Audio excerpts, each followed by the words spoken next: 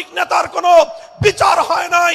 একই অপরাধ দুর্বল, গরিব, অসহায় মানুষ করার পরে তার উপর আইনের শাসন 100 ভাগের জায়গায় 200 ভাগ বাস্তবায়ন করা হয়। আল্লাহর নবী বলেছেন, পৃথিবীতে ইসলাম এসেছে শুধুমাত্র ইবাদত, নামাজ, রোজার, হজ, যাকাতের বিধান বাস্তবায়নের জন্য নয়। ইসলাম দুনিয়াতে আগমন করেছে, তার আগমনের অন্যতম উদ্দেশ্য হলো সমস্ত বৈষম্য দূর করে, জুলুম আর বেইনসাফি দূর করে বিশ্ব সভ্যতায় ন্যায় এবং ইনসাফ কায়েম করা।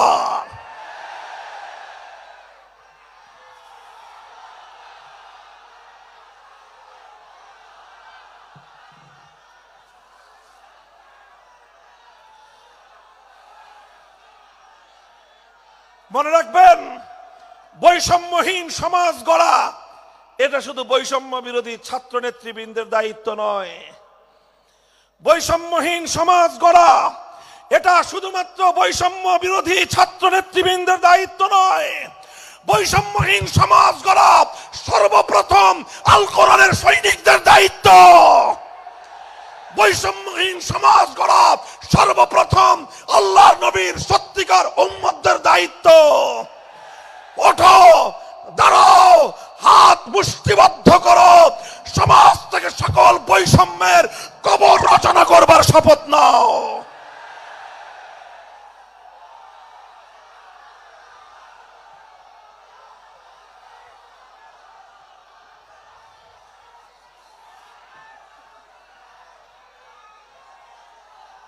মুহতারাম হাজিরিন, কথাটা খুব জায়গা লক্ষণীয়, শোনার বিষয়।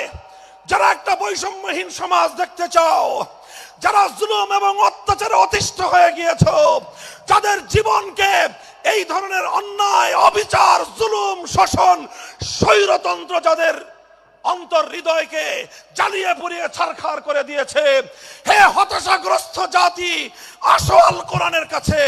আমরা তোমাদেরকে মুক্তির বার্তা শোনাই, আমরা তোমাদেরকে সান্ত্বনার বাণী শোনাবো। আসো, হাতে হাত রাখি, সমস্ত বৈষম্য, জুলুম, স্বৈরতন্ত্রের কবর রচনা করে আল্লাহর কোরআনের সমাজ গড়বার জন্য হাতে হাত রাখি। দেখেন, আল্লাহ পাক রব্বুল আলামিন যুগে যুগে যত নবী রাসূল প্রেরণ করেছেন, যুগে যুগে যত আসমানি কিতাব আল্লাহর পক্ষ থেকে অবতীর্ণ হয়েছে, কেন হয়েছে? শুধুমাত্র মুসল্লিদের সমাজ গড়বার জন্য নয়, শুধুমাত্র রোজাদার সমাজ গড়ার জন্য নয়। অবশ্যই কোরআন এবং কিতাব নাজিল হয়েছে নামাজের জন্য, অবশ্যই কোরআন এবং কিতাব নাজিল হয়েছে রোজা, হজ, যাকাত সহ আল্লাহ পাকের যাবতীয় বিধান সমাজে বাস্তবায়ন করার জন্য। তবে একমাত্র এটাই উদ্দেশ্য নয়, বরং সমস্ত কিতাব, সমস্ত নবী রাসূল দুনিয়াতে আগমন করার অন্যতম একটা মৌলিক লক্ষ্য। কোরআনে পাকের সূরাতুল হাদীদ থেকে তেলাওয়াত করেন, অর্থ বুঝেন, মর্ম বুঝার চেষ্টা করেন। লাকাদ আরসালনা রুসুলানা বিল বায়িনাতি ওয়াল হুদা ওয়া আনজালনা মাআহুমুল কিতাবা ওয়াল মিজান লিয়াকুমান নাসু বিল কিসত।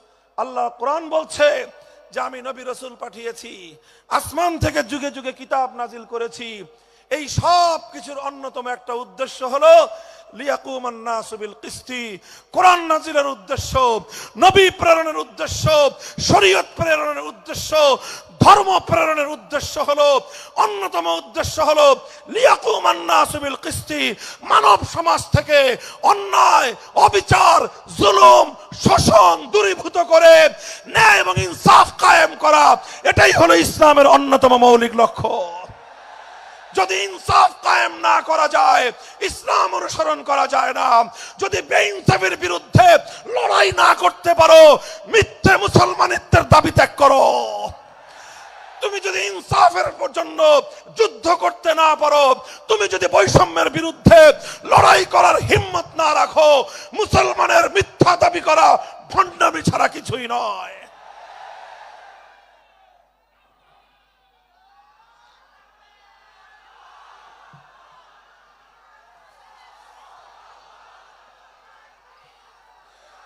এই জন্য আমাদেরকে বুঝতে হবে, আমাদের জীবনের অন্যতম মিশন, যে জন্য আল্লাহ তার নবীদেরকে পাঠিয়েছেন, নবীদের জীবনের মিশন যা ছিল, নবীর উত্তরাধিকারী নবীর অনুসারীদের জীবনের মিশনও সেটাই হবে। বলেন কথা ঠিক না বেঠিক? যে পথে গিয়েছে নবীদের জীবন, সে পথে যাবে আমাদের জীবন। যেটা ছিল নবীদের ভীষণ, সেটাই হবে আমাদের ভীষণ। যদি এটাই হয় সত্য কথা, এটাই যদি হয় শপথ, তবে বৈষম্যহীন সমাজ গড়বার জন্য যা করতে হয় তাই করা আমার আর তোমার জিম্মাদারি। যদি সেজন্য আমাদেরকে ঘাম ঝরাতে হয়, ঘাম ঝরানো আমাদের দায়িত্ব। আর যদি সেজন্য চোখের অশ্রু দিতে হয়, চোখের অশ্রু দেওয়া আমাদের দায়িত্ব। যদি সম্পদের কোরবানি করতে হয়, মাল সম্পদের কোরবানি করা, সেটাই আমাদের জীবনের দায়িত্ব এবং উদ্দেশ্য। আর সর্বোপরি যদি একটি বৈষম্যহীন সমাজ গড়বার জন্য শাহাদাতের রক্ত দিতে হয়, আবু সাঈদদের মতো বৈষম্যের বিরুদ্ধে বুক পেতে দিয়ে জীবন দেওয়ার জন্য শপথ নিতে হবে।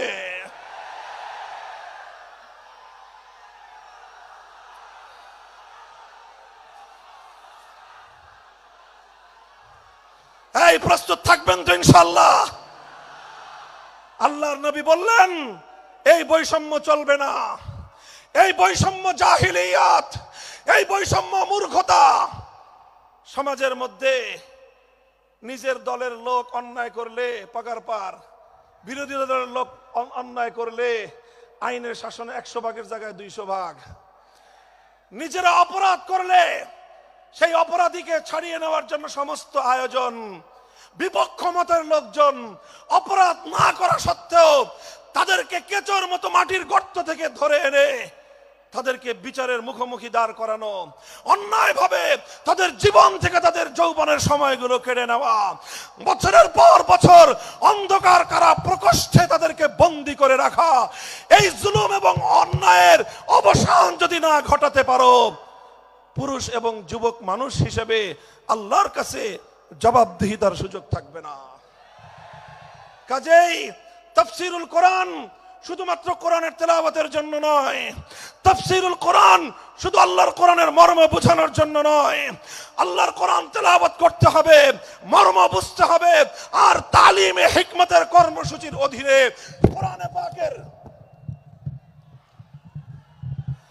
কোরআনে পাকের এক একটা আয়াত, কোরআনের এক একটা বিধান আল্লাহর জমিনে বাস্তবায়ন করার জন্য আমাদের জীবন যৌবনের বাজি লাগায় দিতে হবে, বাজি লাগায় দিতে হবে ইনশাআল্লাহ।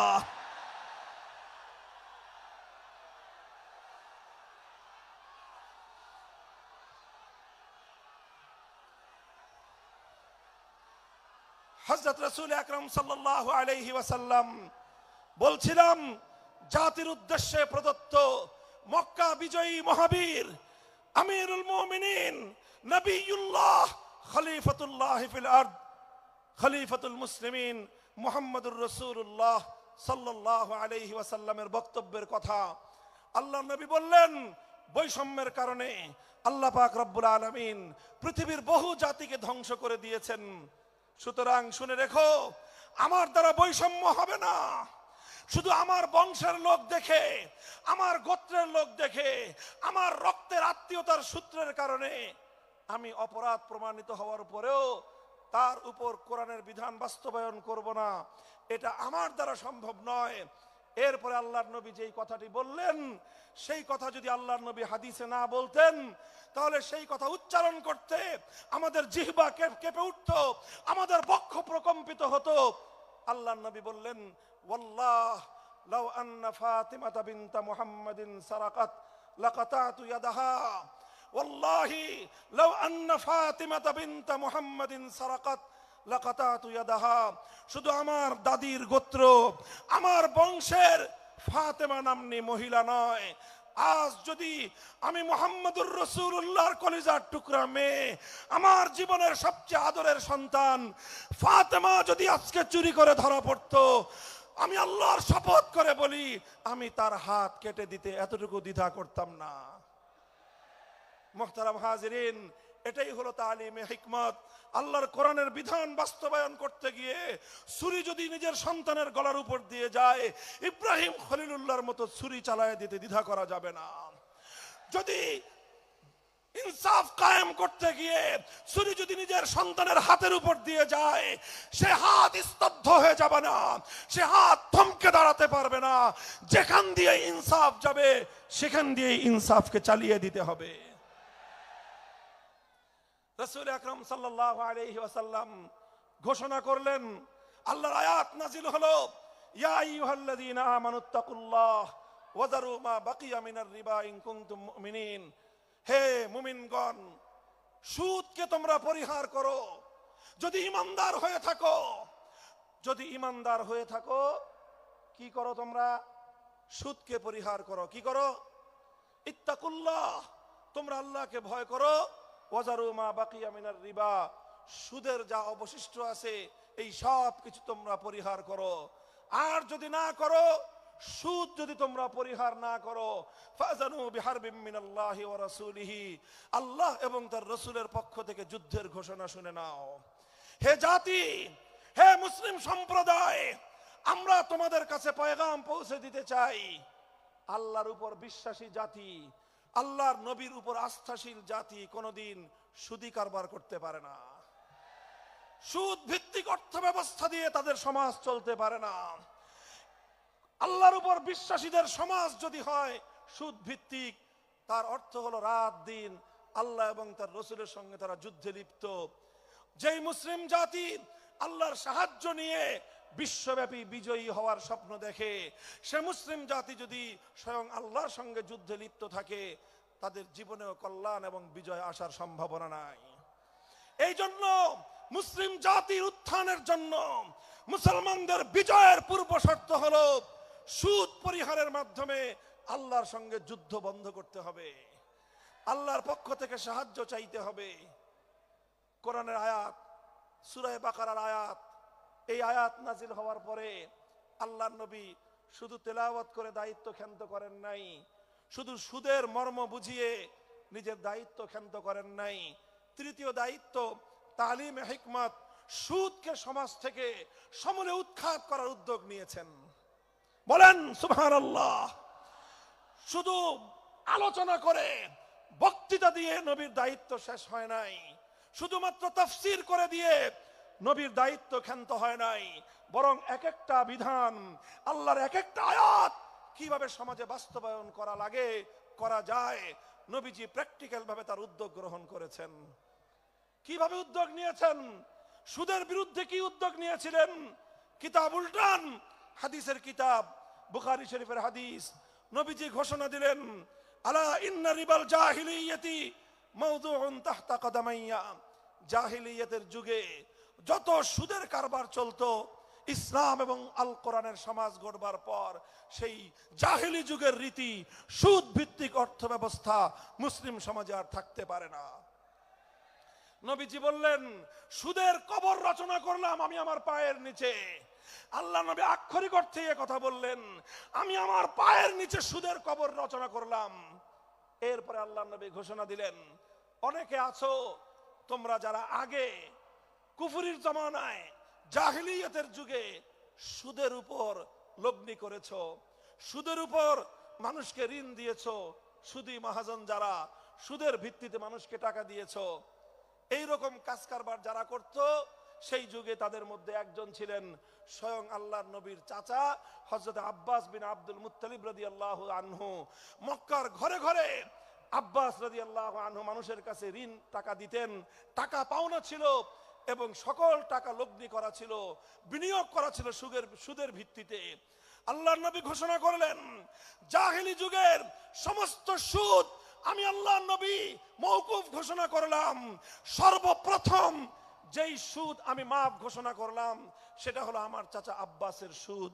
কাউকে আমার চাচার কাছ থেকে যারা ঋণ নিয়েছিল, কেউ আর আমার চাচার সুদ দিতে হবে না, শুধুমাত্র মূল পুঁজিটা ফেরত দিবে। সুদ আজ থেকে কবর রচনা করা হলো।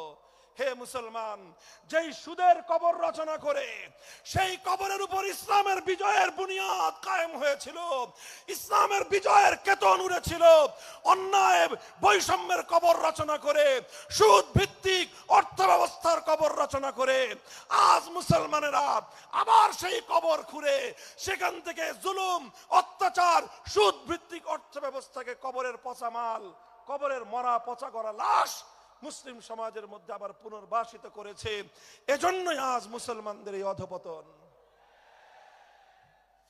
যদি মুক্তি চাও, যদি মুক্তি চাও, শুধুমাত্র ইবাদত দিয়ে মুক্তি আসবে না। ইবাদত যেমন করতে হবে, যেরকম নামাজ, রোজা, হজ, যাকাত, তাসবিহ, তাহলিল আদায় করতে হবে, ঠিক একই ভাবে সমাজ সংস্কার করার জন্য সমাজ থেকে জুলুম দূর করতে হবে, বৈষম্য দূর করতে হবে, বেইনসাফি দূর করতে হবে, সুদ ভিত্তিক অর্থ ব্যবস্থার বিরুদ্ধে জাতীয়ভাবে ঐক্য গড়ে তুলে সুদের বিরুদ্ধে যুদ্ধ ঘোষণা করতে হবে। রাজি আছেন তো ইনশাআল্লাহ? আল্লাহ পাক তৌফিক দান করেন। হাত নামান। 3 দফা কর্মসূচি গেল, তালিমে হিকমত সর্বশেষ আলোচনা ও সমাপ্তির দিকে। নবীজির 4 নম্বর কর্মসূচি হলো ওয়ায়ুআল্লিমুহুমুল কিতাবা ওয়াল হিকমাতা ওয়া ইউযাক্কিহিম। ইউযাক্কিহিম অর্থ হলো তাজকিয়া। তাজকিয়ার অনেক অর্থ। তাজকিয়া বলে শুধুমাত্র পীর মুরিদি বোঝানো হয়, তাজকিয়া বলে শুধুমাত্র তাসাউফ চর্চা বোঝানো হয়, তাজকিয়া বলে শুধুমাত্র কিছু ওজিফা আদায় করা বোঝানো হয়। তাজকিয়ার আসল সার মর্ম হলো, একটু লক্ষ্য করে বুঝেন, খুব গভীর এবং তাৎপর্যময় একটা কথা। তাজকিয়ার মূল অর্থ হলো, দেখেন কর্মসূচি ছিল কয়টা? 4টা। 1 নম্বর কর্মসূচি ছিল তেলাওয়াতে কিতাবুল্লাহ, আল্লাহর কিতাবের তেলাওয়াত। 2 নম্বর কর্মসূচি ছিল তালিমে কিতাব, কিতাবুল্লাহ, আল্লাহর কিতাবের মর্ম বুঝানো।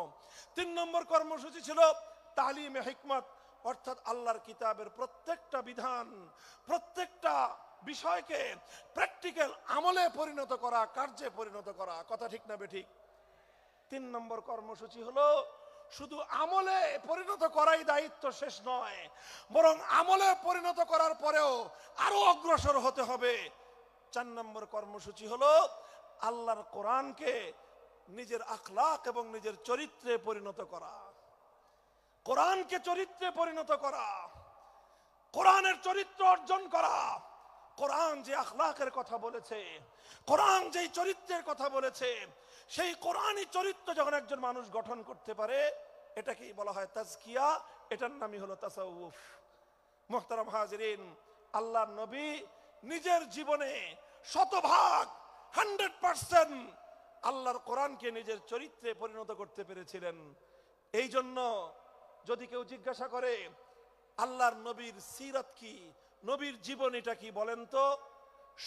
সবচেয়ে সংক্ষিপ্ত অথচ সবচেয়ে পূর্ণাঙ্গ জবাব হলো, কি বললাম? সবচেয়ে সংক্ষিপ্ত অথচ সবচেয়ে পূর্ণাঙ্গ। নবীর জীবন সম্পর্কে সবচেয়ে সংক্ষিপ্ত এবং সবচেয়ে পূর্ণাঙ্গ বর্ণনা হলো কানা খুলুকুহু আল কোরআন, আমার নবীর চরিত্র ছিল কোরআন।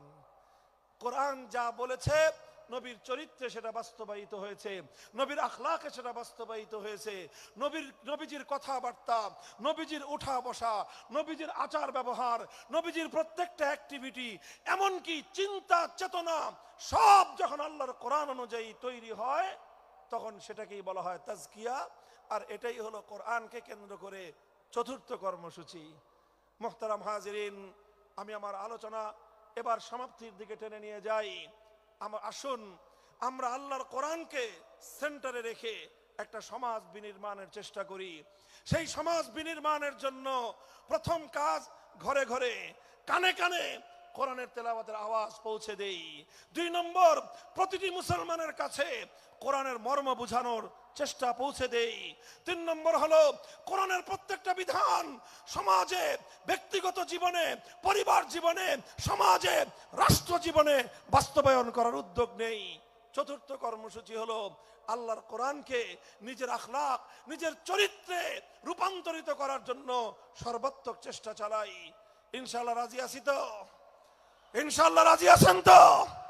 আল্লাহর কোরআন শুধুমাত্র তেলাওয়াত নয়, শুধুমাত্র তাফসীর আর ব্যাখ্যা নয়, এই কোরআনকে বাস্তবে পরিণত করবার জন্য মুসলমানরা যদি উদ্যোগ গ্রহণ করে, আগামীর বিশ্ব হবে ইসলামের বিশ্ব, আগামীর বিশ্ব হবে আল কোরআনের বিশ্ব ইনশাআল্লাহ। বাংলাদেশ বাংলাদেশ বাংলাদেশ নিয়ে আমার আখেরি বার্তা এখন হলো, বিপ্লবের জন্য বাংলাদেশ উর্বর হয়ে আছে। কথা বলেন ঠিক না বেঠিক? বৃষ্টির পানি পড়লে যেভাবে যেভাবে শীতকালের পরে বৃষ্টির পানি পড়ার সঙ্গে সঙ্গে ফসলের মাঠ যেমন চাষাবাদের জন্য উর্বর হয়ে যায়, আবু সাইদ, মুগ্ধ, সিফাত হাসান, এভাবে আমাদের অসংখ্য অগণিত বীর শহীদদের রক্ত ভেজায় বাংলার মাটি এখন ইসলামী বিপ্লবের জন্য উর্বর হয়ে আছে, আল কোরআনের বিপ্লবের জন্য উর্বর হয়ে আছে।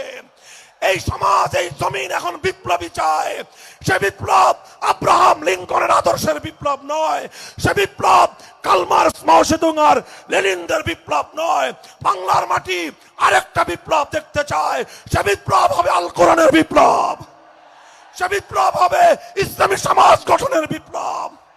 সেই বিপ্লবের জন্য 2000 যুবক নয়, যদি 2 লক্ষ যুবকের তাজা বুকের শাহাদাতের রক্তের প্রয়োজন হয়, সে রক্ত দেওয়ার জন্য শহীদ ঈদগাহে কারা কারা জমায়েত হবে, কারা কারা জমায়েত হবে। এটা শুধু কথার কথা না শপথ, এটা কথার কথা না শপথ, এটা অঙ্গীকার। কার সাথে? কার সাথে? ইনশাআল্লাহ এই শপথ এবং অঙ্গীকারের উপর আমরা আমাদের জীবনের অবশিষ্ট সময়গুলো অতিক্রম করার চেষ্টা করব। করবেন তো ইনশাআল্লাহ? আল্লাহ পাক কবুল করুন, তৌফিক দান করেন। 3 দিন ব্যাপী আজিমুস শান তাফসীরুল কোরআন মাহফিলের এই আয়োজন সার্থক হোক, ইসলামী সমাজ গঠনের জন্য এখান থেকে মানুষ অনুপ্রেরণা নিয়ে ঘরে ফিরুক, ঘরে ঘরে কোরআনের আলো, ঘরে ঘরে কোরআনের তেলাওয়াত, কোরআনের তালিম এবং কোরআনের হিকমতের আমল শুরু হোক। আল্লাহ আমাদের সকলকে গ্রহণ করুন, তৌফিক দান করেন। ওয়া আখিরু দাওয়ানা আলহামদুলিল্লাহি রাব্বিল আলামিন। সুবহানাল্লাহি ওয়া বিহামদিহি, সুবহানাকাল্লাহুম্মা বিহামদিক, আশহাদু আল্লা ইলাহা ইল্লা আনতা, আস্তাগফিরুকা ওয়া আতুবু ইলাইক। আল্লাহুম্মা সাল্লি আলা মুহাম্মাদ ওয়া আলা আলি মুহাম্মাদ কামা সাল্লাইতা আলা ইব্রাহিম ওয়া আলা আলি ইব্রাহিম ইন্নাকা হামিদুম মাজিদ। ইয়া হাইয়্যু ইয়া কাইয়্যুম برحمتك نستغيث أصلح لنا شأننا كله ولا تكلنا إلى أنفسنا طرفة عين।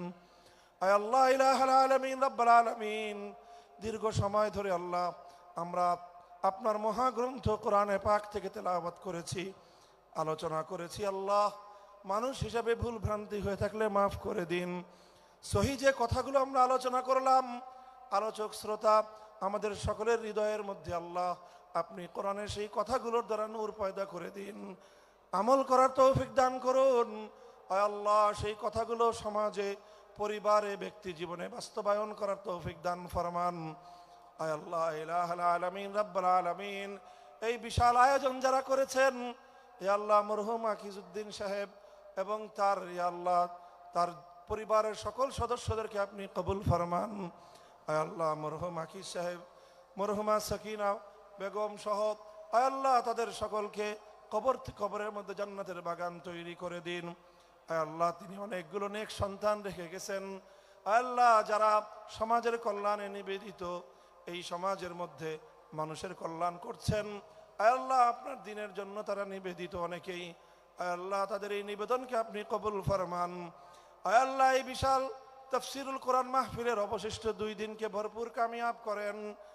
ইলাহাল আলামিন, রব্বুল আলামিন, আয় আল্লাহ একটি সমাজ, একটি ভূখণ্ড, আয় আল্লাহ যেটা আপনার কোরআনের বিধান অনুযায়ী চলবে, আপনার আইন অনুযায়ী পরিচালিত হবে, আয় আল্লাহ এমন একটি সমাজ, এমন একটি রাষ্ট্র দেখার তৌফিক আয় আল্লাহ সেই সুযোগ আপনি আমাদেরকে দান করুন, সেই সৌভাগ্য আমাদেরকে নসিব ফরমান।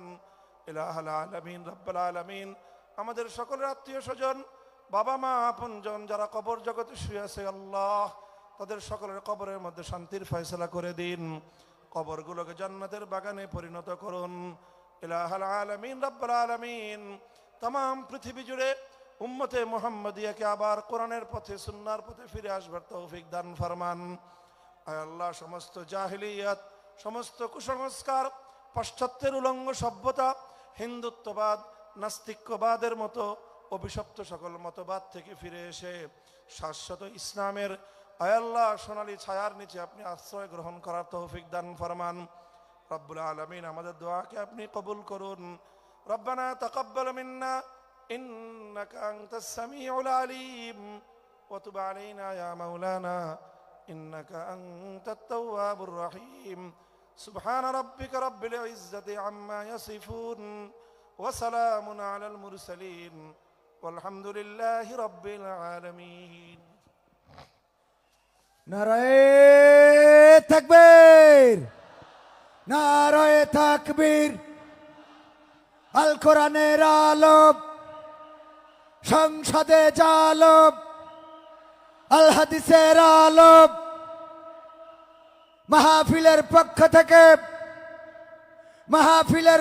থেকে মামুনুল হক সাহেবের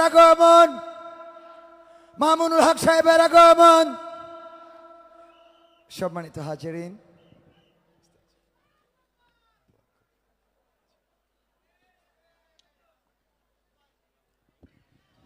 আলহামদুলিল্লাহ, ঐতিহাসিক 3 দিন ব্যাপী তাফসিরুল কোরআন মাহফিলের আজকের প্রথম দিবসের নাশিদ প্রতিদিন এবং মাগরিব পরবর্তী সময়ে তাফসিরুল কোরআন মাহফিলের আলোচনা এ পর্যায়ে আমরা সমাপ্তি ঘোষণা করছি।